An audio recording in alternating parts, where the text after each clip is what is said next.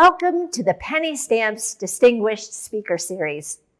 My name is Amanda Krugliak, curator of the Institute for the Humanities Gallery. The Institute has long been a collaborator of the Penny Stamps series. We are mutually dedicated to bringing artists and thinkers to our community, understanding the potential for artists to find creative solutions to real-world problems. Today, we present artist, photographer, and printmaker Rashaun Rucker here in the gallery with our exhibition of his work, Never Free to Rest. Rashaun Rucker has an extensive practice. He creates photographs, prints, and drawings, and has received over 40 national and state awards for his work. In 2008, Rucker became the first African American to be named Michigan Press Photographer of the Year. The same year, he was awarded an Emmy for documentary photography focused on the pit bull culture in Detroit.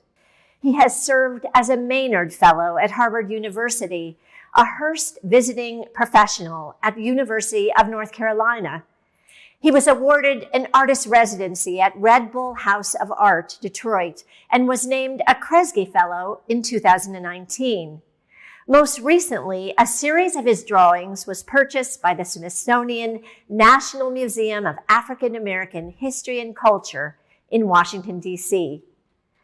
Rashaun Rucker's exhibition here at the Institute Gallery, Never Free to Rest, represents the last works in his remarkable ornithology series that explores the rock pigeon as metaphor. As source material for his drawings, the artist utilizes images of many no's and photographs of men incarcerated in the United States prison industrial complex. For our local audience, I hope that you will come to the gallery and experience the work in person.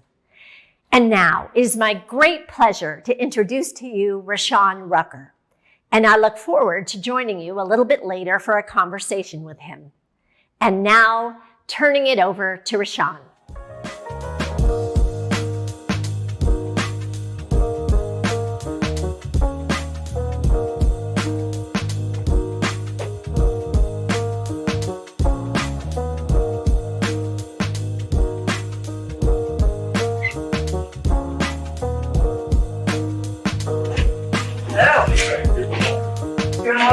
Very curious about your art. Thank you.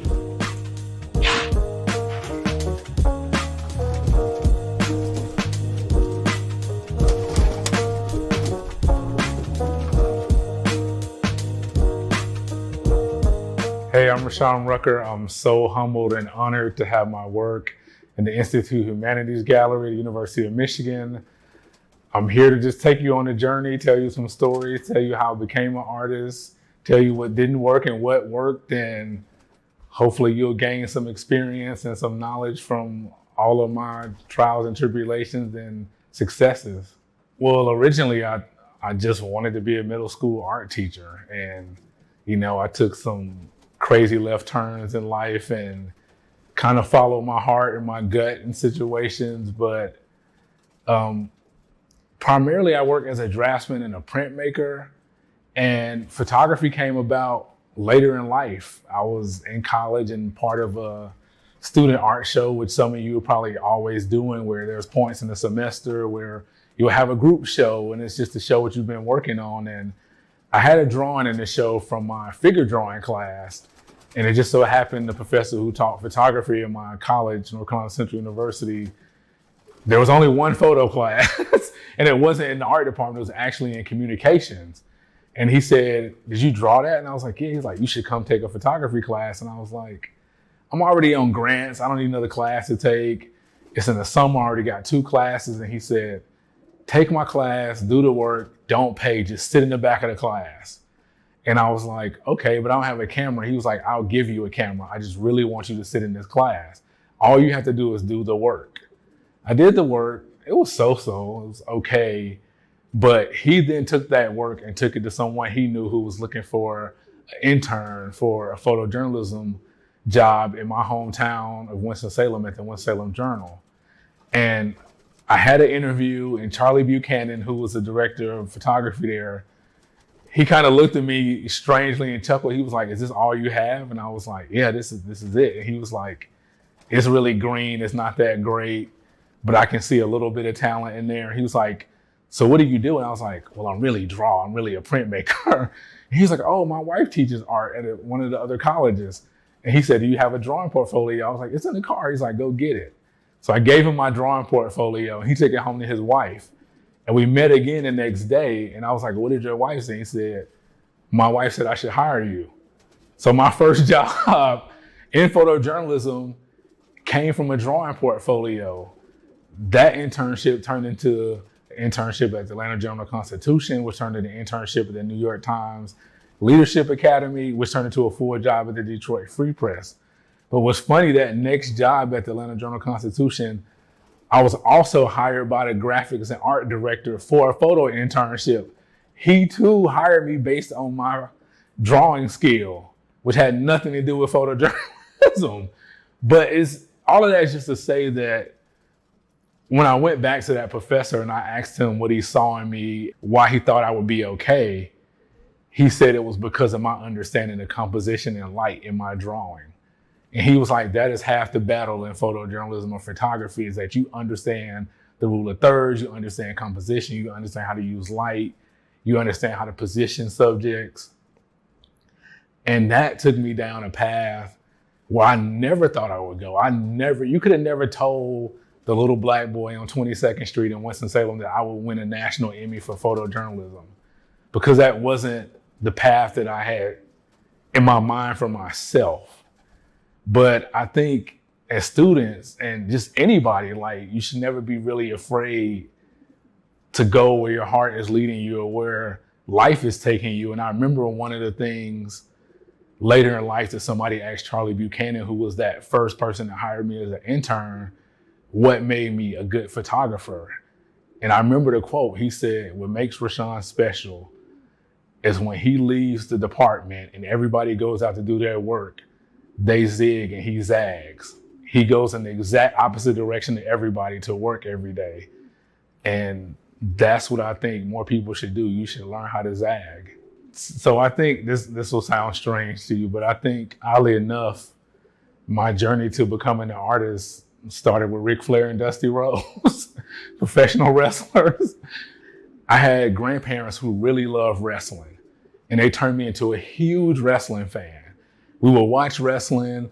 They would take me to wrestling. One of my first vivid memories as a child was going to a wrestling show with my grandparents, and we're standing over there, and I had a little drink or something in my hand, and Ivan Koloff, the Russian Bear, was walking down the aisle, and he smacks it out my hand. And everybody's booing him because he's the bad guy. And I'm like, oh my God, I love this. This is like a male soap opera. It's like, I loved it. And I loved Dusty Rhodes. And part of it was because he looked like me. He was a man, he was an adult, but he was overweight and kind of chubby. And he was just an everyday person who was a hero to me. And Ric Flair was his nemesis, and I loved it. And I remember I would go home and I would say, oh my God, I love toys, but there's really no wrestling toys.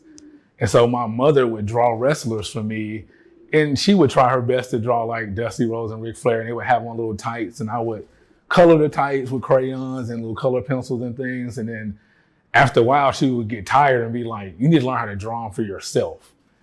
And so the first things I was drawing were wrestlers, were Ric Flair and Dusty Rhodes and the Road Warriors and Tully Blanchard, and I would paper fight with these things, and I would do my best to draw them. And then as I got older in the neighborhood, I would make belts for kids in the neighborhood, or other belts, and I would cut them out of cardboard and put aluminum foil over, which my grandma would kill me because she was like, "You're wasting my good aluminum foil making toy belts for the neighborhood." And we'd make these belts with masking tape, and then I would take a Sharpie and I would draw like all the little intricacies in the belt, the gold leaf, and and we would have masking tape on the back. And so you would be like the 22nd Street Tag Team Champions. And all of this, when I think back about it, was really the birth of me being a creative. And oddly enough, how wrestling, which is creative in itself because it's scripted, like pushed me into being an artist, wanting to be able to have that plaything that didn't exist and having to create it for myself. And that also led into my passion for toys. I think I have like 20,000 action figures in my collection. And also that pushed me as an artist because I began to think to myself, like, somebody drew this, somebody drew He-Man, somebody drew G.I. Joe, somebody drew everything that I loved. And that's when I started realizing that art was a real feasible road for me. I didn't know how to get there actually, but I knew like, if I just stayed in my room and drew enough, like I could make it in some weird way. Like, so just like all of those things, cartoons, wrestling, comic books, Marvel, like all of those things inspired me to be an artist. And like, I don't know many artists who talk about it, but I'm sure anybody my age probably had those same inspirations because that's what we look to as far as our creativity.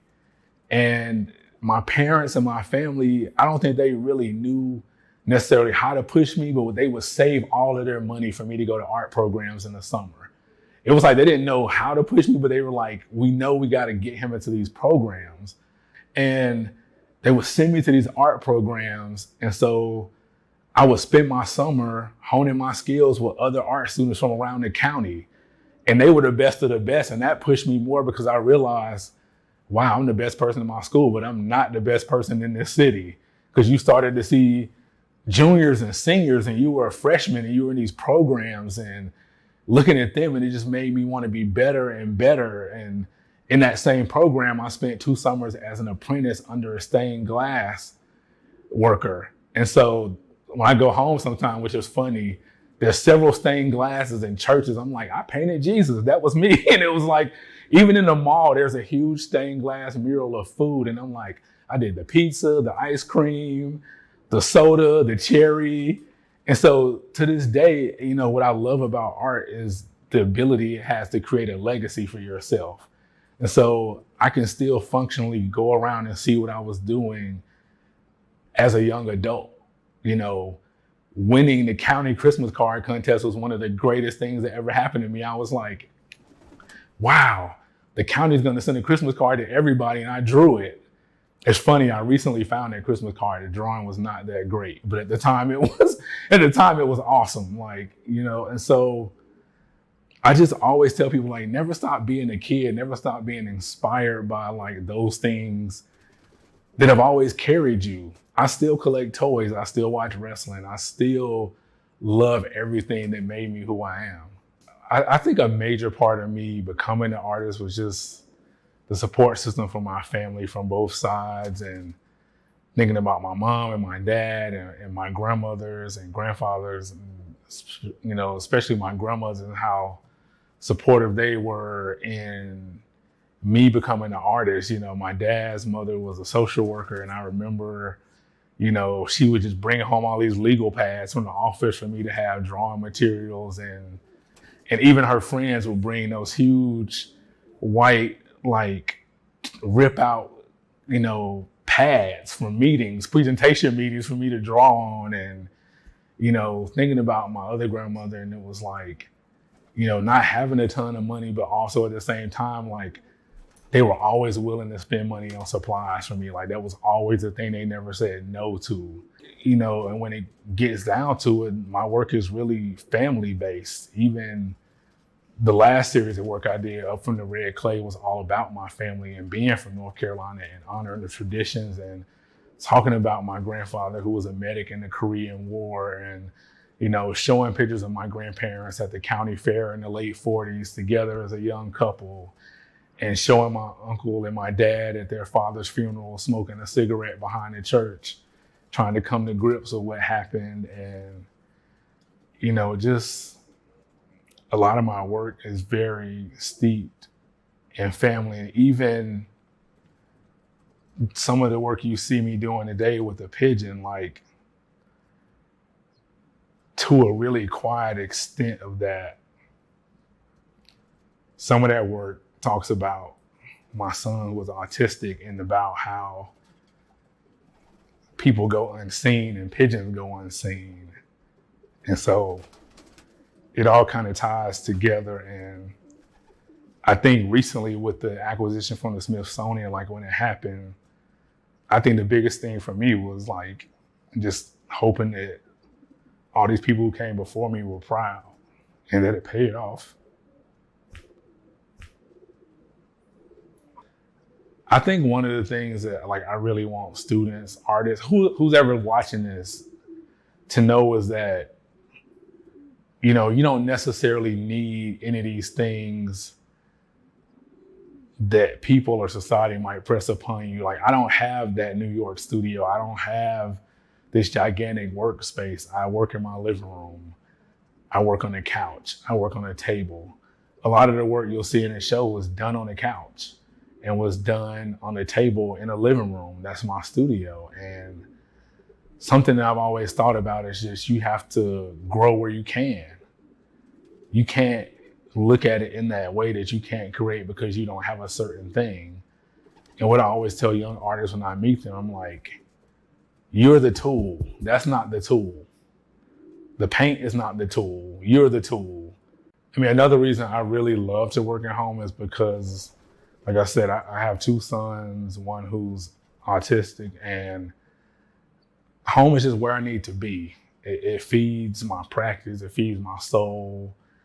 I couldn't really imagine working outside of my home and not having access to my boys and access to things that make me feel comfortable. A lot of times when I'm drawing, I'm also talking to my grandmother on the speakerphone and just spending hours and listening to her talk to me about family and about foundation and about our family history. When I'm working, and all those things feed who I am. I'm one of those creatives who really have to be in a good space to make it work. And so I love being at home because it's so comfortable to me, and it invites me to want to do work. It invites me to want to sketch and draw and process and think about things. I think for my kids, I love it because they can see me do it. And it's cool for them to like have me as their dad drawing and creating in a house. And so they don't grow up thinking it's not accessible. They see me do it right in front of their eyes every day. And sometimes we have little small drawing challenges where it's like, you draw this and I'm gonna draw the same thing and we both got 5 minutes. And undoubtedly it's always better because kids don't have the mental trappings that I have where going to art school told you shouldn't do this or you shouldn't do that and this is not the right way, where his Iron Man that he drew might be completely flat and not rendered at all, but it's a freedom to it. And so I love just being at home working and being able to engage with the space and, you know, and getting up and getting an Oreo cookie if I want to or whatever. It's just me in my house and me drinking all the sweet tea I can consume and having the time of my life as a Carolina boy who loved to draw.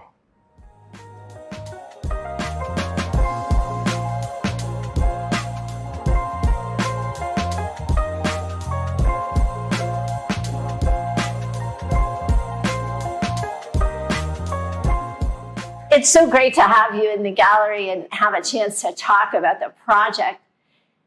Do you want to give us an idea of where this started for you, the concept of Never Free to Rest? Oh, this show is under the umbrella of a broader body of work I've been working on probably for 4 or 5 years. And I called it American ornithology, you know, which is the study of birds and talking about America being the space that we inhabit. And it started long ago, and the idea came from a studio visit with Tiff Massey, who's a Detroit artist. And she was working, and I was just sitting in her studio, and she was like, what are you gonna do next? So I had just come off of finishing a huge body of work about the homeless community in Detroit. And I told her I wanted to talk about conditioning, you know, and specifically in Black men. And she was like, you should really try to find something common and not like the normal trope that people kind of used to seeing. And I kind of took that away from the conversation. And it might have been a few days later, I was on my way to work at the Free Press and I was walking down 4th Street and there was like some popcorn or some chips or something all over the sidewalk. And there was pigeons, like they spanned the entire sidewalk. And they were eating, these crumbs and leftovers, scavenging the food. And I was walking through, and I'm a big guy. I mean, got big feet too. I wear size 14, and I'm like, the pigeons didn't move. I had to like literally kind of shoo them out of the way with my foot a little bit. And I was like, man, I hate pigeons. They always in the way. They always scavenging or eating something. Then I started thinking about rats with wings, and I'm like, oh my God, this is how some people in America think about me or think about us. It's like, we're here, we're living off assistances and supports, and we're like in the way and not wanted. And so that became the impetus for like the research about pigeons. And the more I researched, the more I found, that pigeons aren't native to America. They were bought here in the 1600s, all around the same time that the transatlantic slave trade kind of commenced. And, they were bought here in similar ways in servitude, cheap source of food. People were training them, homing pigeons, racing, all these different areas. And then I quickly found out that pigeons were birds that were non-migratory, one of the few birds that don't migrate. And that wherever they're born, quite instantly, within a month or two, it's imprinted on them that this is home. And so wherever you put them at, it becomes home, and they end up staying in a space that's designed or designated for them. And, it started to speak to me about the redlining and projects and ghettos and housing structures that were built to, house quote unquote low income families, or just, thinking about my family and in the past and sharecropping and how you would be given this little place to live and work the land for somebody, and doing all these different things. And then, almost like indentured servitude as well as slavery. And so thinking about being housed in coops, and then the first thinking about the literal term pigeonholed and pigeon-held, and like thinking about the definition. And when you look at it, it basically is the definition is to be restricted or assigned to, a structured area, or, and specifically a really strict area, like strict and in low in capacity space. And so that kind of birthed all of the things I was thinking about, and just, and taking it further and further with the drawings. And then we end up at this show, which is the third show from that series, Never Free to Rest. And that was, I took that from a James Baldwin quote that's on the wall over here. And, that says, in America, I was free only in battle, never free to rest. And he who finds no way to rest could not survive the battle. And just thinking about the kind of burden of trying to navigate spaces in America being Black, and just not having that type of freedom to be one's own self in many instances. And that was kind of precipice for Never Free to Rest. I think these images too speak this conditioning that you talk about, that it isn't only the limitations, but it's also the conditioning to accept those limitations as if they can't be pushed beyond that, that you've spoken about. Yeah, I mean, it's, the conditioning is kind of the root of all the drawings. And, a lot of that goes back, to what I spoke about earlier, and, reading Carter G. Woodson's book, Miseducation of the Negro. And it's kind of like one of these things, and he has this quote where he talks about, if you basically, I'm paraphrasing, if you make somebody go through the back door long enough, after a while, they will build their own back door, because that's what they're conditioned to do. And so you start thinking about that in life, and that conditioning becomes a thing where you start to operate in survival. Yeah. And it's like, who wants to live operating in survival when you just want to be free? And, and that talks to some of the quotes, the Martin Luther King quote on the other side of the gallery, which says, I'm tired of marching for something that should have been mine since birth. Like, I shouldn't be constantly fighting to be on an equal level playing field as everybody else. I don't want more. I just want to be equal. And it's like, the weight of that, and that speaks to just being never free to rest. And, one of the things also just, thinking about things that I had to deal with, I think I shared with you, I was walking down the street from work one day and it was late in the evening, it was dark, and me and a coworker was walking and leaving the free press and coming from a meeting, and we both, had suits on, dressed nice, and it's like it's a red pickup truck come by and they're like screaming, "Go home, darky," and like screaming like racist slurs. And I'm like, this is like 8:00 at night in Detroit on 4th Street, and we look up and the light is going to catch the truck. And immediately we were angered, but then immediately we were like, it's not worth it. But they ran the light anyway because they didn't want to stop and have to have a confrontation. And so when I was sharing it with somebody at work, and I said, this is what I'm talking about when people say, or they put respectability politics on you and say, if you just comply with people, if you just do this, if you just do that. Okay, I've done all those things. I'm educated.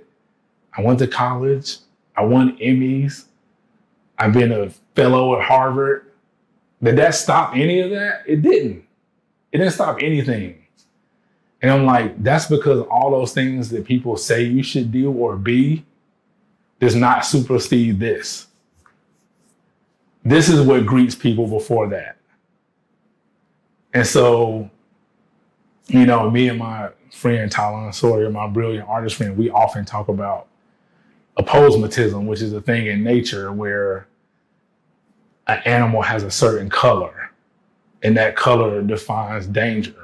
It's like when you see a red snake or a yellow frog, and we talk about that in the context of our skin. And that's like inherently in you as a person to identify that as nature, to identify that as a dangerous thing. And, a thing that really made me realize and think about that was I have Amazon dart frogs, which are poisonous frogs, but they're not poisonous in my house because they're only poisonous by what you feed them. So if you don't feed them anything that's toxic, they won't be poisoned. But I remember my 5-year-old nephew at the time was visiting, and he looked in the cage and he saw a yellow frog and he was like, "Ooh, that's dangerous." How did he know that? I never told him that.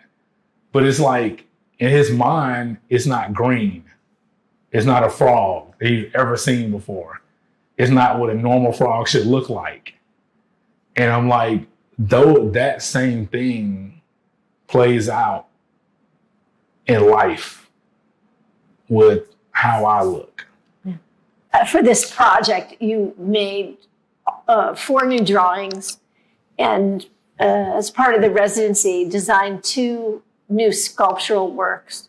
One, the Perilous Perch, and an edition of plates, which was I Hit More Than I Miss. And to me, they're such critical pieces of the project. I wonder if you could just talk a little bit about, let's start with I Hit More Than I Miss.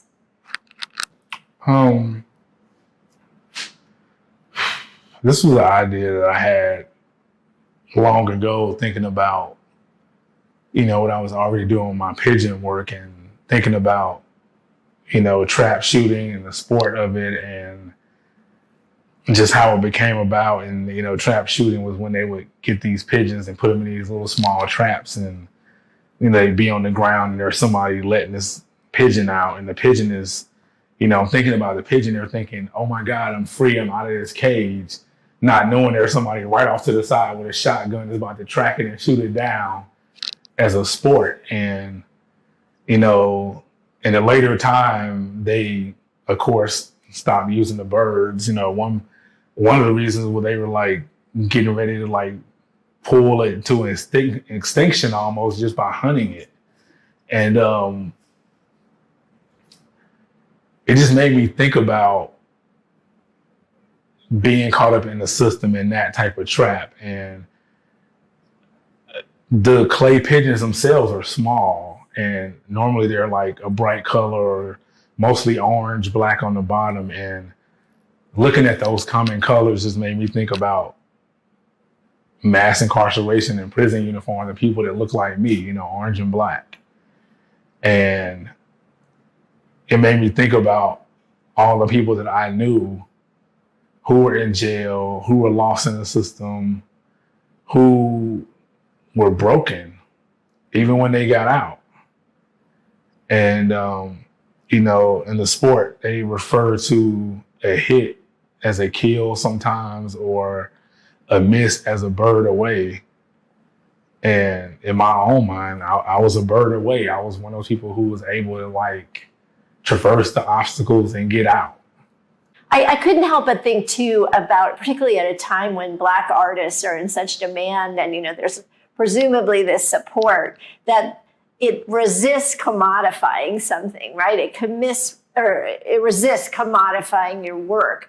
That the making of the work and the breaking of the work are both important parts of this, and that it isn't just about making something to sell or to own or to acquire.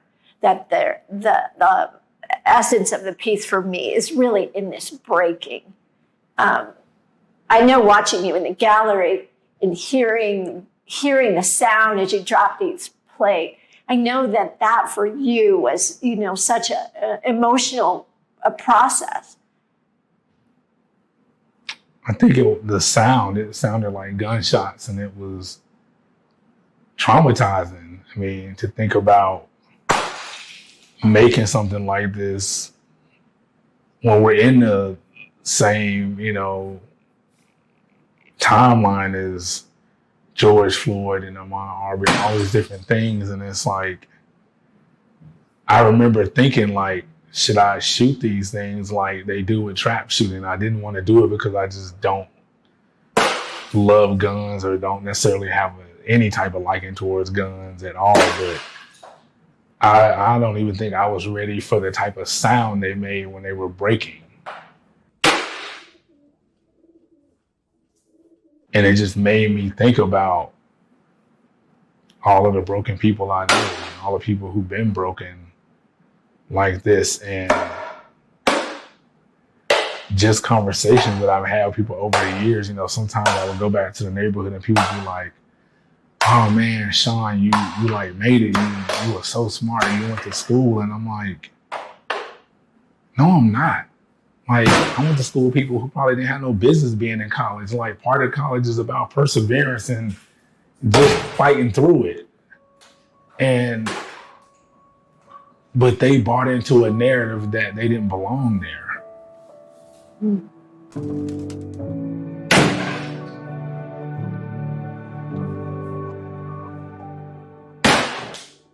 So in addition to the sculptural works that you designed specifically for the exhibition, you also created 4 new drawings that I want to be sure and talk about. Let's start with The Watchers Are Watching, which is in some ways a departure in the composition, but The Watchers Are Always Watching drawing is birthed from 3 different places, actually. One, it speaks to bird watching and the bird series and the binoculars. 2, it speaks to the Black man who was in Central Park bird watching, who was accosted by the woman who falsely accused him of assault. And 3, it speaks to Telvin Wallace, who is an artist friend of mine who I know, and it's same image of him, 2 different drawings. And so Telvin is an amazing artist, and when I was in New York doing my residency, he was telling me about how he was parked in front of his grad school. He's in a grad program getting his MFA, and how out of nowhere, undercover cops just came and snatched him out the car and threw him on the ground and were like roughhousing him. He was like, I lost some of my hair. And they were screaming and yelling at him, and he was saying, they were screaming, where's the drugs? Where's the drugs? And he was like, I'm an art student in graduate school. And I guess he said they had been watching him because he had out-of-state plates, and he would always be in that area every day. And he was like, that's 'cause I would usually be circling the block looking for a place to park to go to school. But he was just talking to me about the amount of PTSD that it caused him. And it was kind of like one of those things where a lot of times, especially for Black men, you never know who's watching. And it's like this constant surveillance going on. And I'm like, dude, you're just trying to get to your studio and paint. Like, you're not ever thinking somebody's looking at you as being some drug dealer who's trafficking drugs from out of state. And just, I wanted to use the binoculars, not just because of bird watching, but binoculars in particular are something that you use to look at something or study something from a distance. But I also feel like, do you truly ever know something that you're studying from a distance? You only know it from the viewpoint that you see it. And so do you ever have a genuine relationship with what you're studying? And you also have that repetition, you Yes. know, that you see in the Do you truly hit know when I him? miss. No. You think he's a drug dealer that you're surveilling. You don't realize that he's an established artist, college graduate, now in a prestigious grad school program. All you know is what your distance viewing is teaching you. And I wanted to speak about that because I feel like that's America's relationship sometimes with us, specifically as Black men. It's a relationship from a distance, or either from one solitary viewpoint, because it's a fixed lens. Maybe we can talk about the 3 additional drawings, and they seem to have this relationship to one another, and then each of them is different at the same time. Yeah, they're different, but they're kind of all in conversation with each other because I kind of wanted to make 3 drawings for this show that wasn't about trauma, that was more about escaping and finding that freedom. And so this is where you see I left at first light, the ascent, and a preferred strut. And the preferred strut shows the hybrid drawing of the man and the pigeon. And when you look at the literal definition of strut, you know, there's first about the strut of a car, which is, you know, a device that helps balance weight and, you know, and it does some type of distribution of energy too throughout the car. And when you think about the other thing about a strut, it's about a way of walking. And in some ways it's defined as like a conceited walk or, you know, an arrogance to it. And I call it a preferred strut because I feel like we should be walking with a strut. We should be walking in our complete value as people of color, and specifically Black men. Like, you should be walking in that value and not beholden to this conditioning that you have and that the world has, you know, imposed upon you. And so in the drawing, you see the pigeon is walking, but there's one leg up, kind of cocked in a strut, and it's about finding your value and your freedom. And it speaks to the same thing with the ascent, where you see the amalgamated arm and the pigeon and the broken handcuff, and ascent literally meaning flying, taking off, particularly going to a high point. And that's all about the same thing, is breaking that bondage of conditioning and flying and being free and leaving some of these designated spaces and some of these red line areas that were designated for you as a person.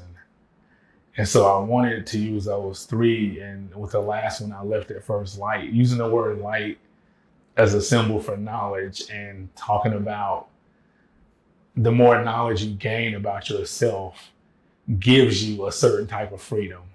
The more you know who you are, the easier it is to fly. And so speaking about leaving at first light, like, I left the first time I realized how valuable I was.